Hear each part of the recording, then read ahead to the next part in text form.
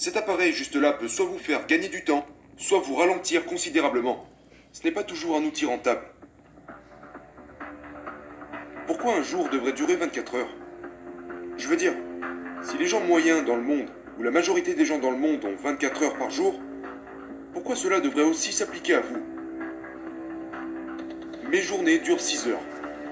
Et donc j'empile, je dicte et programme 4 journées en l'espace de 24 heures. Votre passé n'égale pas votre futur.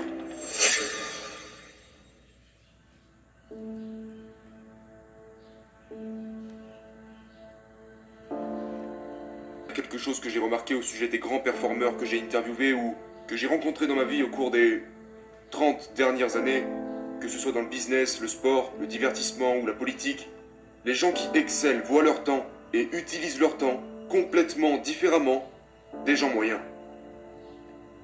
Et donc je vais vous parler de certaines stratégies qui vous permettront de voir et d'utiliser votre temps différemment. Alors allons-y. La première chose que je voudrais aborder, c'est que les gens qui gagnent, qui excellent, sont beaucoup plus pressés que les gens de la classe moyenne. Je ne plaisante pas. Ils sont beaucoup plus pressés d'arriver à destination pour obtenir leurs résultats. Leur rythme est plus élevé.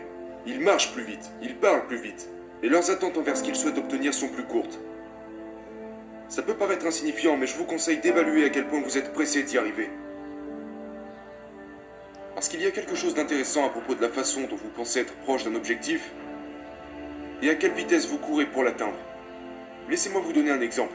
Si vous et moi avions un marathon à courir, mentalement on sait qu'on a 42 km à faire. On commence à courir et nous allons à une certaine vitesse en raison de la durée de la course. Donc comme c'est un marathon, on va garder un rythme assez bas pour pouvoir parcourir ces 42 km. Et c'est parce que la destination, parce que la ligne d'arrivée est si loin, que notre rythme et notre hâte est limité en fonction de la distance à laquelle on se trouve de cette ligne d'arrivée. Mais si vous et moi devions courir un 100 mètres, on irait beaucoup plus vite. Parce que la ligne d'arrivée est tellement proche que nous nous mettons à courir à pleine vitesse dès le départ. C'est dû à la proximité entre nous et la ligne d'arrivée. Les gens qui gagnent dans la vie n'ont pas spécialement une perception plus large que la vôtre. Ce n'est pas toujours dû à un certain manque de perception que vous perdez. C'est votre type de perception qui est mauvais. Vous pensez que vous êtes tellement éloigné du résultat que vous ralentissez et que vous trottinez en permanence à travers la vie. Les gens qui gagnent peuvent avoir une perception plus large, mais ils ont une perception précise de la distance qui les sépare de leur objectif. Ils voient à quel point ils sont proches d'y arriver, donc ils sprintent en continu, tout au long de leur journée. Et c'est la raison pour laquelle ils commencent plus tôt et s'arrêtent plus tard. Pendant leur journée, ils sont pressés de se rendre là où ils doivent être parce que dans leur esprit, la ligne d'arrivée est beaucoup plus proche. Je n'insisterai jamais assez sur le fait que le rythme et la façon dont l'élite perçoit le temps n'a rien à voir avec celle de la classe moyenne. Les gens moyens disent les mêmes choses, lisent les mêmes livres, suivent les mêmes emplois du temps, alors que ceux qui se mettent la pression tout au long de la journée finissent par gagner leur journée, gagner leur mois, gagner leur année et gagner leur vie. S'il vous plaît, évaluez votre rythme. Vous devez être tellement plus pressé que tous les gens autour de vous iraient jusqu'à vous conseiller de ralentir un peu. Donc c'est la première chose, soyez plus pressés. La deuxième chose concerne notre manière de commencer nos journées. Je vais vous dire quelque chose, soit vous contrôlez votre temps, soit votre temps vous contrôle. Soit vous dictez les conditions de votre vie, soit vous serez quelqu'un qui réagit et répond tout au long de sa vie. Cet appareil juste là peut soit vous faire gagner du temps, soit vous ralentir considérablement. Ce n'est pas toujours un outil rentable. Ça signifie que lorsque vous vous réveillez le matin, la meilleure chose que vous puissiez faire est de ne pas toucher ou regarder cet appareil pendant les 30 premières minutes à 1 heure à partir desquelles vous vous êtes levé. Donc quand vous vous réveillez, vous prenez le contrôle de votre temps. Vous contrôlez votre temps. Vous contrôlez le début de vos journées. Vous prenez votre douche, vous méditez, vous priez, vous vous étirez, vous pensez, vous faites des exercices de gratitude. Vous contrôlez les 30 premières minutes de votre journée. Dites-vous, c'est moi qui décide ce que je fais de mon temps, pas ce qui se trouve là-dedans. Si la première chose que vous faites c'est attraper ce téléphone, maintenant c'est lui qui dicte les conditions de votre journée. Ce truc contrôle ma journée. Quelle image, quel mail, quel message, quel appel, quelle publication Instagram. Ce truc vous contrôle. Il a le contrôle sur vous.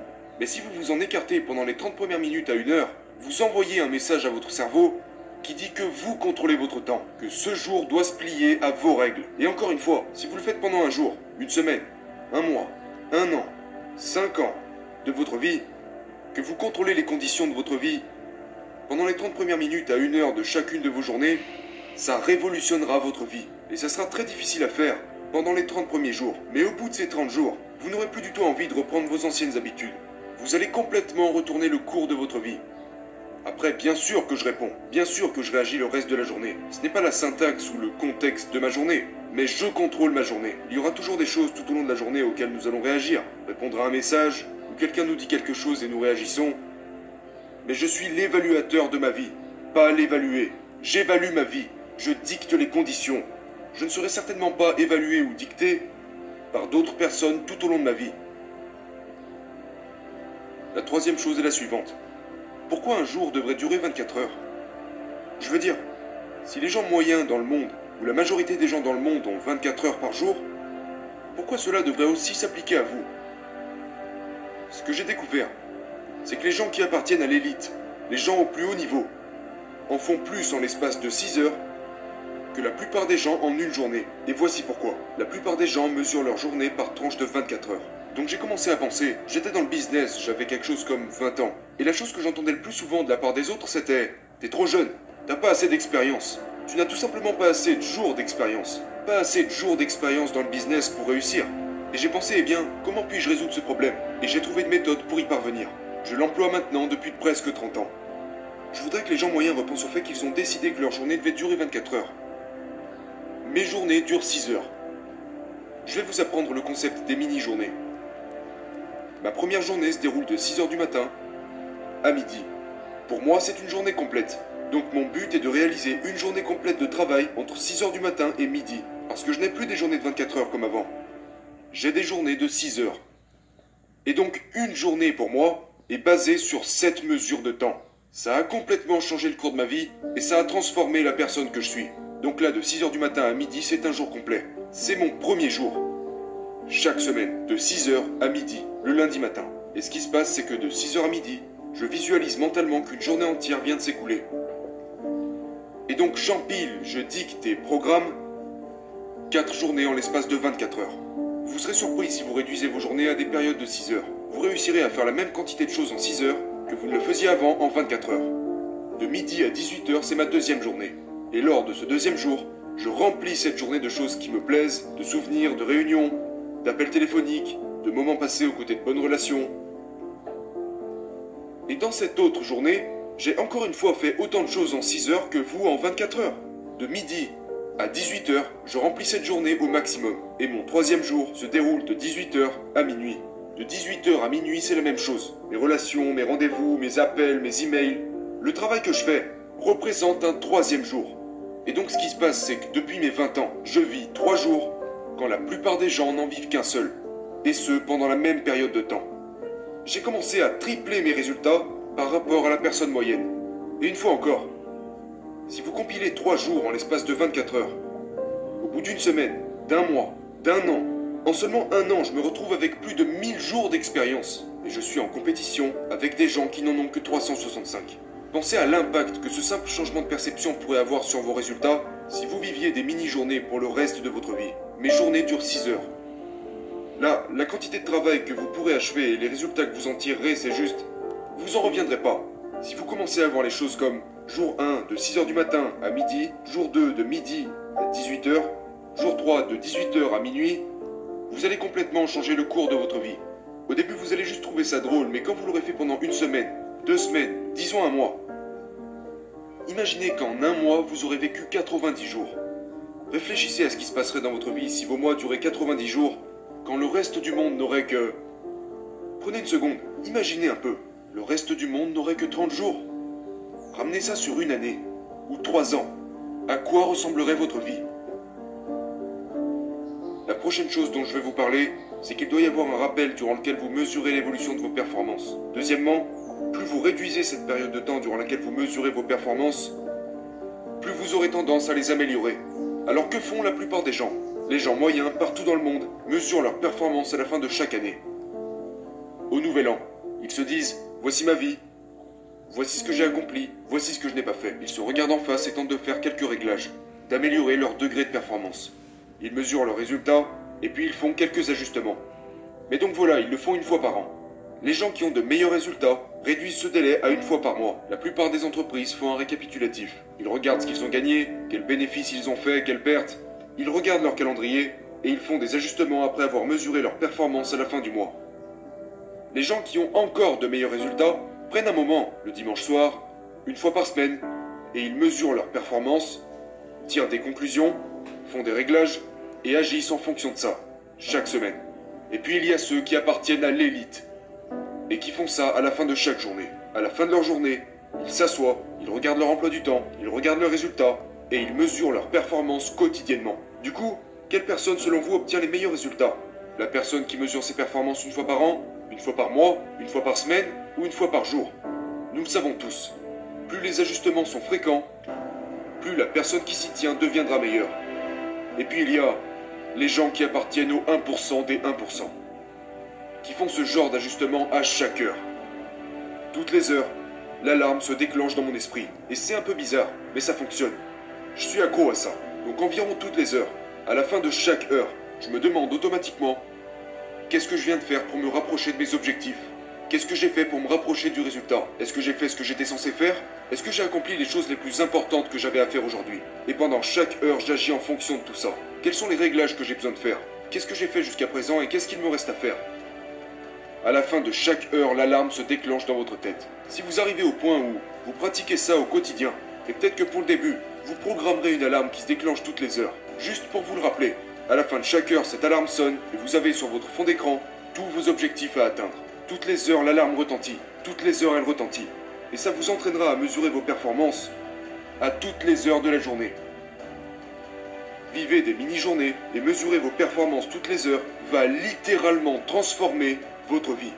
Vous deviendrez meilleur avec votre famille, avec vos relations personnelles, votre foi, dans vos entreprises, dans votre forme physique, dans votre alimentation, avec l'argent et dans chaque domaine. Si quelque chose se passe toutes les heures, et au fait, c'est un rappel de 5 secondes, il suffit de se poser la question, est-ce que je me rapproche de mes résultats? Est-ce que j'avance dans mes projets? Est-ce que je fais les choses correctement? Est-ce que je dois faire quelques réglages? C'est seulement 5 secondes, à la fin de chaque heure de la journée, seulement 5 secondes. Et je dirais que je le fais constamment maintenant. Et je sais que l'une des raisons pour lesquelles ma vie s'est améliorée est parce que j'ai considérablement réduit les délais à partir desquels je mesure mes résultats. Et que je recalibre, que je corrige ce qu'il y a à corriger, que je fais des ajustements, que je vérifie si je suis en retard ou non, si j'ai fait une erreur quelque part, ou que je dois améliorer quelque chose.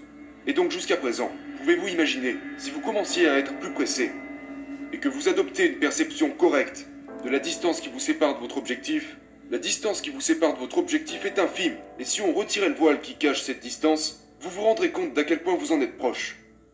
Je vous promets que l'une des choses dont vous souffrez, c'est l'adoption du mauvais type de vision. Vous devez être plus clair et plus spécifique dans votre vision, et identifier cette proximité, car vous êtes beaucoup plus proche de votre objectif que vous ne le pensez. En fait, vous pensez que vous êtes tellement loin d'accomplir ou d'atteindre ces choses, que ça les amène à rester constamment loin de vous. Parce que vous ne courez pas assez vite vers eux. Vous ne les mesurez pas assez fréquemment. Vous tuez vos objectifs et vos rêves en pensant qu'ils sont inatteignables. Vous n'avez aucune chance comme ça. Si vous savez à quel point vous êtes proche d'eux, vous courrez beaucoup plus vite. Donc si vous faites tout ça, si vous modifiez les 30 premières minutes à 1 heure de votre journée, simplement en arrêtant d'être dicté par votre téléphone et en contrôlant, en devenant le dictateur de votre temps, si vous manipulez et réorganisez votre temps, comme je le fais, de considérer qu'un jour ne dure que 6 heures et laisser le reste du monde penser qu'un jour est censé durer 24 heures. Puis d'ailleurs, qui a décidé que ce serait comme ça? Qu'une heure vaut 60 minutes, qu'un jour vaut 24 heures, qu'une année vaut 365 jours? Quelqu'un a inventé ça et tout le monde s'y est conformé. Et ben devinez quoi? Je crée mes règles et je décide que mes journées durent 6 heures. De cette façon, je manipule et je change ma perception du temps. C'est juste le fruit de l'imagination. Maintenant, la plupart des personnes à succès que je connais passent presque 0% de leur temps sur leur passé. Et je parle de gens qui ont un sacré bon passé en général. Mais c'est une perte de temps. Vous perdez votre temps. Vous gâchez votre avenir et votre présent en concentrant votre attention sur votre passé. Le passé, qu'il soit positif ou négatif, est une place dans laquelle vous devriez éviter de mettre les pieds trop souvent. Il ne va pas revenir, il n'existe plus. Tout ce que vous devriez avoir, c'est des rêves à propos de l'avenir et le présent pour y parvenir. Ces choses ne sont pas votre présent ni votre avenir. S'attarder sur elles et se concentrer sur ce que vous avez fait précédemment ne va pas vous apporter l'avenir. Et voici la vérité. Votre passé n'égale pas votre futur.